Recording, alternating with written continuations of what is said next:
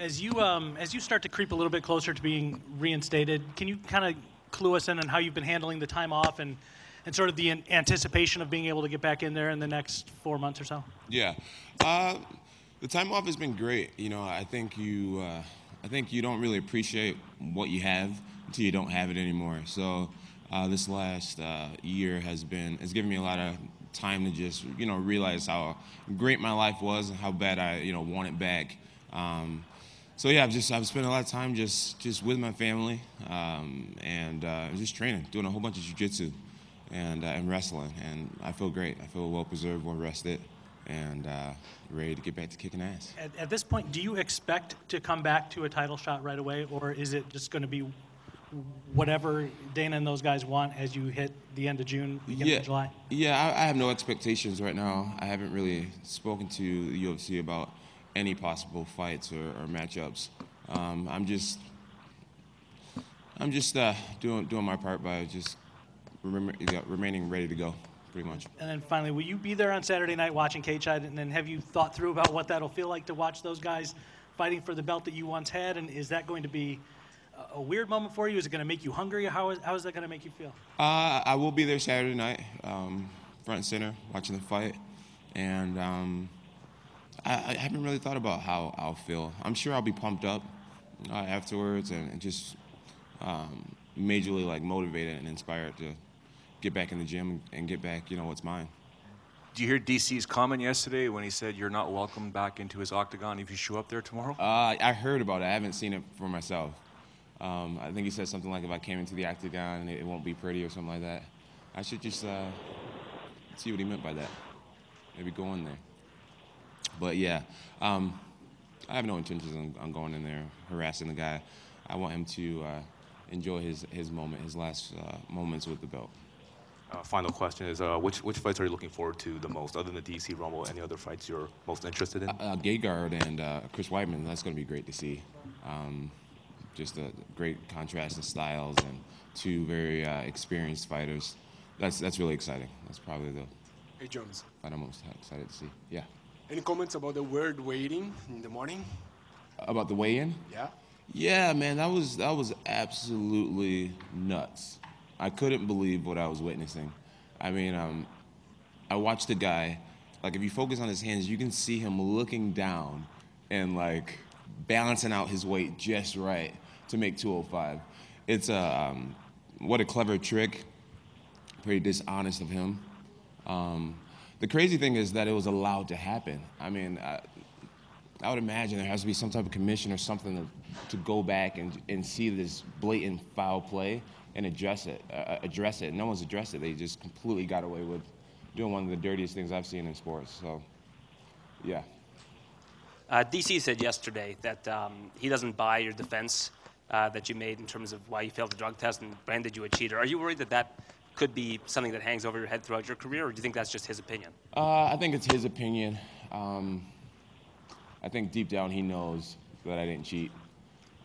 Same with, I think Jimmy Malinois just recently came out and said that I was a cheater as well, which I am not. I am not. I've never cheated this sport. Every ounce of my success has been, hard work, dedication, focus, and a lot of God's grace. So, yeah, I've never cheated the sport. I'm not worried about it following me forever because I believe that the fans see what happened in the situation, and for people who aren't aware of the situation, it's well documented. Exactly how it happened, and we're dealing with some really smart people with USADA and their lawyers and things like that,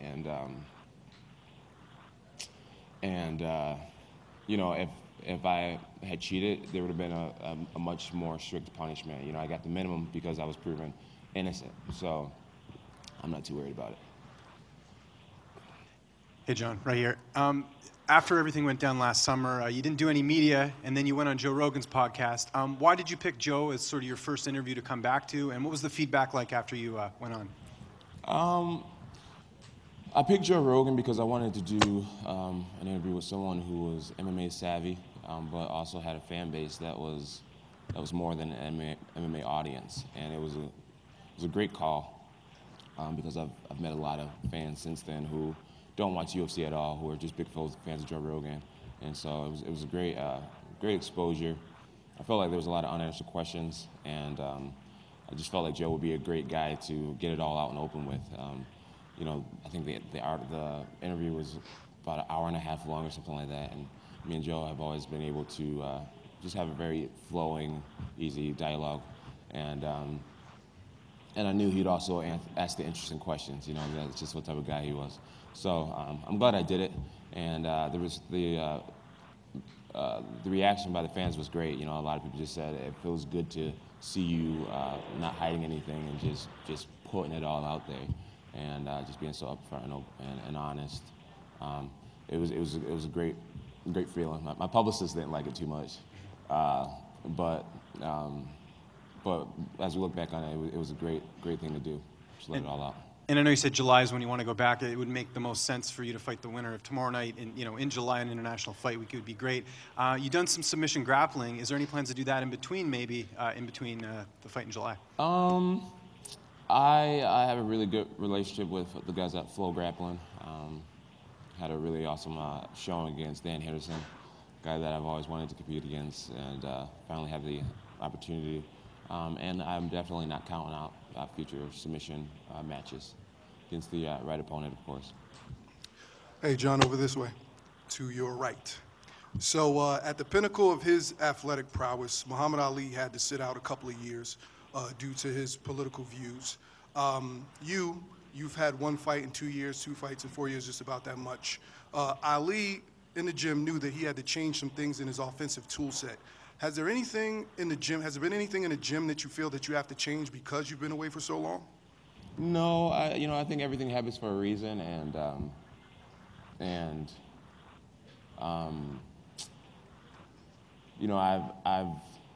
I've worked extensively on my wrestling and my jiu-jitsu, and I'm assuming sooner or later I'm going to be fighting Anthony Johnson or Jimmy Malawal. These are guys who are phenomenal strikers, and I've striked with the best of them, and I've always excelled.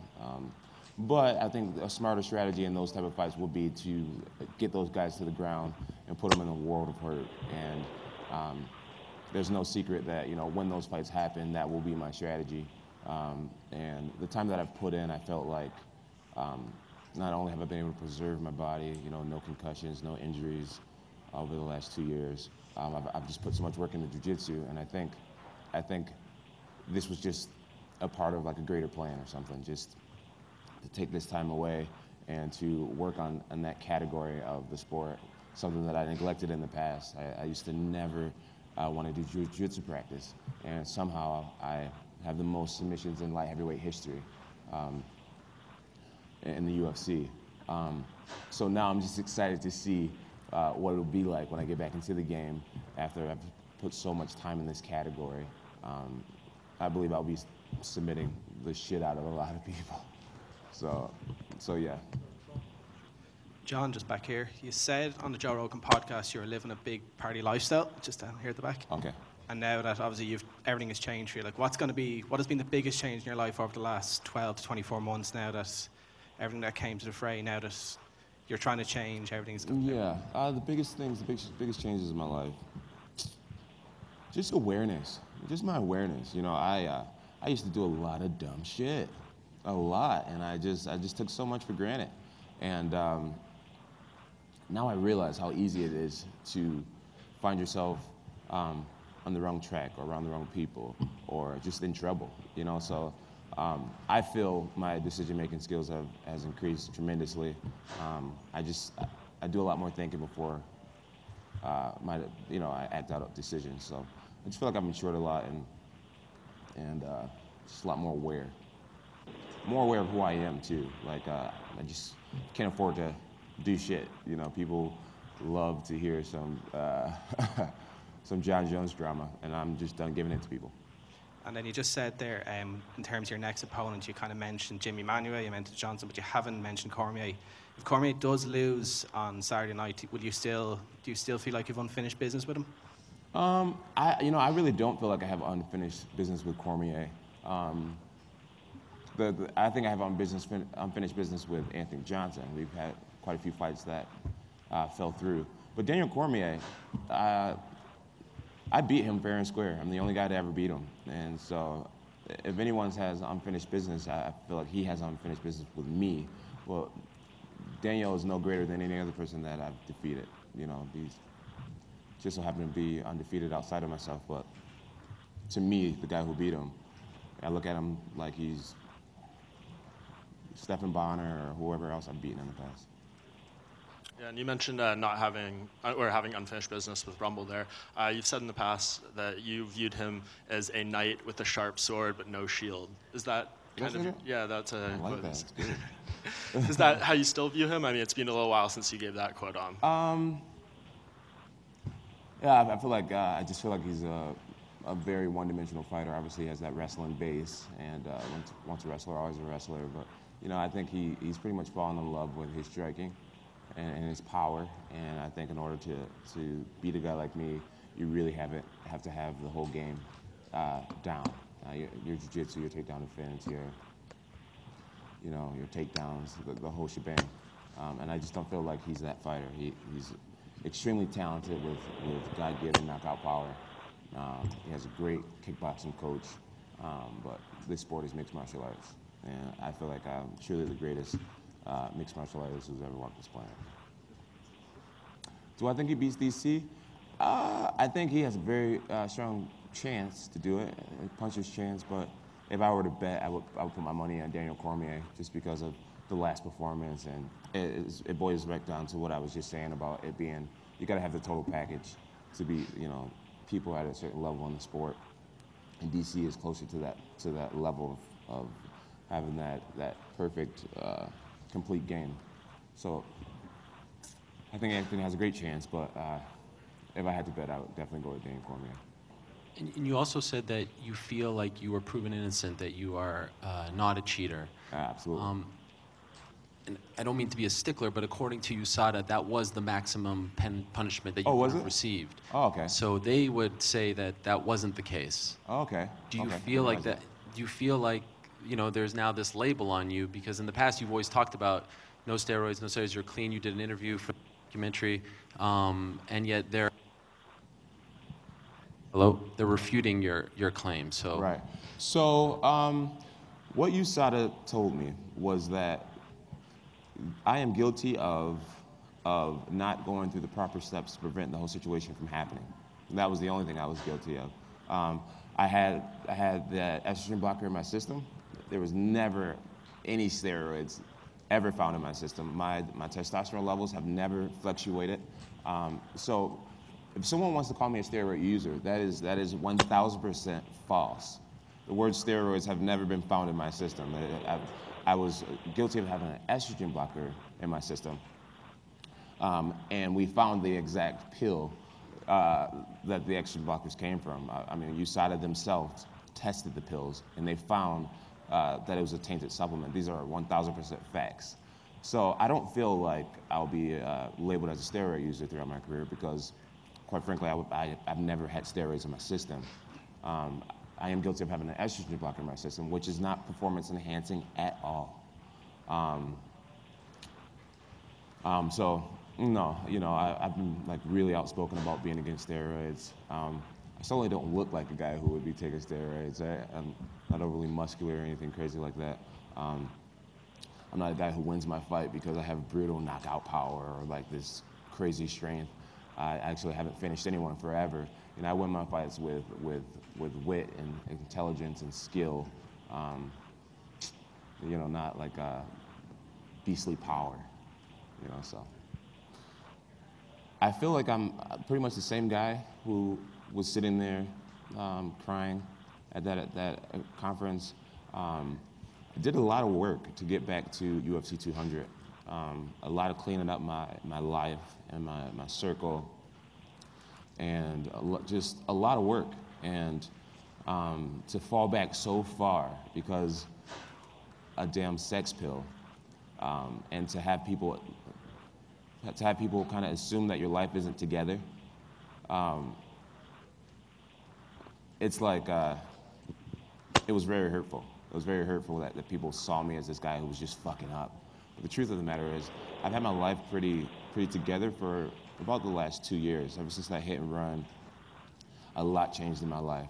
And if I hadn't have taken that sex pill, right now I would be looked at as a person who, I would be the champion again. Currently, the belt would be right here, and I would have won that UFC 200, and people would have been already saying, wow, it's so great to see the way Jon changed his life around, and he's doing the right things, and he's becoming a man in front of our eyes. But instead, that one damn pill makes people think, you know, I still don't have the belt right now. I've fought once in 2 years, and the consensus is that, you know, I'm this guy who can't get his shit together. But I feel like my shit's been together for quite a long time,